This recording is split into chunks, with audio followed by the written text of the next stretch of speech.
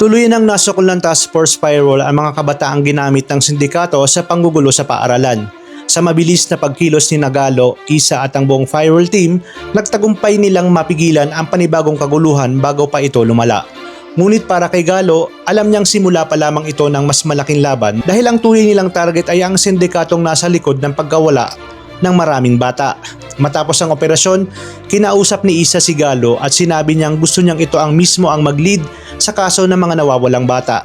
Naniniwala siyang si Galo ang pinakaangkop na maging lead investigator dahil alam niyang personal ang laban na ito. Agad namang tinanggap ni Galo ang responsibilidad.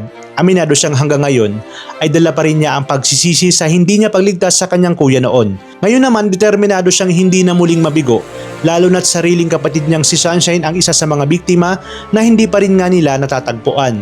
Kasabay nito naghanda ang buong Task Force Firewall sa isang mapanganib na undercover mission. Magpapanggap silang bahagi ng operasyon upang makapasok sa pinagtataguan ng sindikato at mailigtas ang mga batang bihag. Ngunit bago pa man nila maisakatuparan ng plano, nalaman ng leader ng sindikato na may taong tumutulong sa mga bata upang makatakas. Dahil dito, agad nitong inilabas ang kanyang baril at nagbanta. Sinabi niyang bibilang lamang siya hanggang 3 at kapag nakita niya ang sino mang tumutulong sa mga bata at ang mga bata ay walang pag-aalinlangan niya itong papatayin. Hindi na naghintay pa si Nagalo, Isa, JJ at Leila. Bigla silang lumusob sa kinaroroonan ng mga kalaban. Umalingaw ang sunod-sunod na putok ng baril habang nagsisimula ang matinding bakbakan.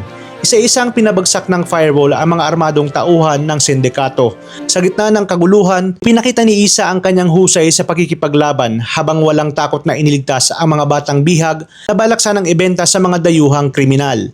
Sa huli, naging matagumpay ang kanilang operasyon at ligtas nilang nailabas ang mga bata. Ngunit habang ipinagdiriwang nila ang tagumpay, wala silang kaalam-alam na mas lumalaki pa ang panganib na kinakaharap ni Sunshine sa Hong Kong at ang taong nagpapanggap na kanyang tagapagligtas ay siya palang tunay na utak ng sindikatong sumira sa kanyang buhay. Kaabangan natin kung tuluyan na bang maililigtas ng firewall itong si Sunshine. Dito lang sa Task Force Firewall.